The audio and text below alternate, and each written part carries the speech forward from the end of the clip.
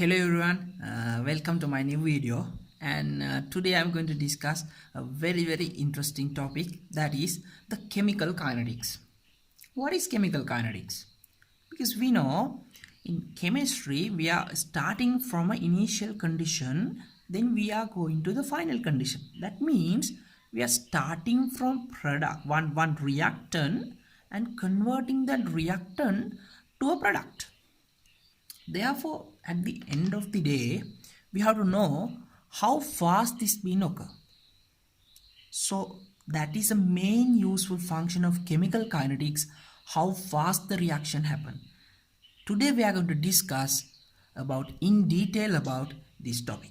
Okay, we know when you take some reaction like starting from particular condition at to the final condition, to understand and to predict the behavior of that system, okay, we are considering two factors. That means those two factors are the thermodynamic and the kinetics. What is thermodynamic factors? That means we are checking that does the reaction exactly take in place. That is what we are checking in the thermodynamics. What we are checking in the kinetics?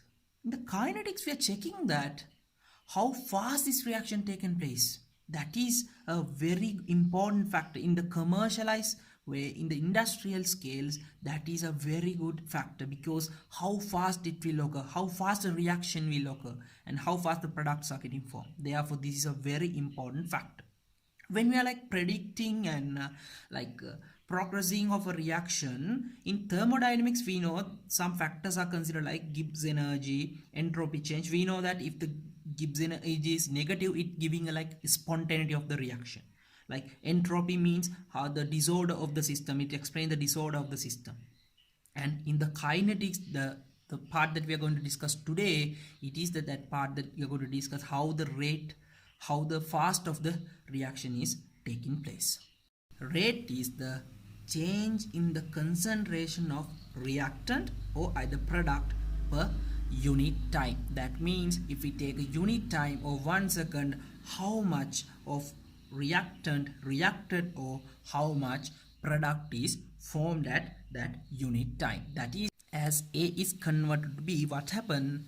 The concentration of A is getting decreases because A is turned into B. And what happened for B? B concentration is increases because A is turned to B.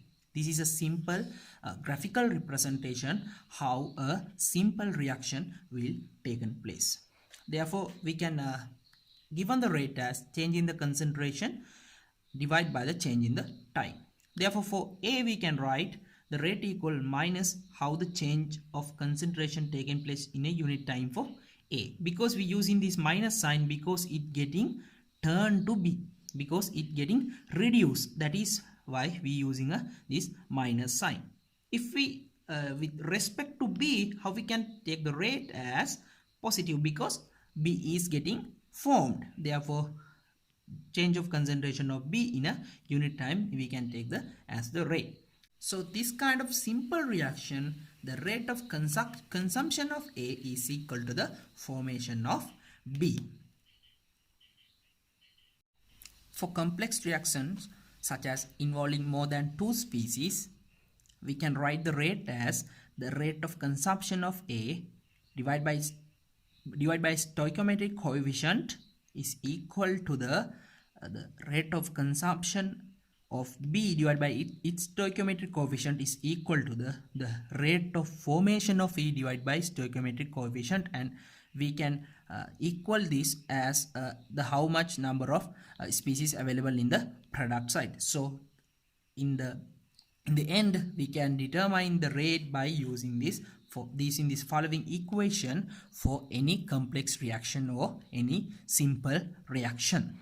So the unit is mole per liter per second.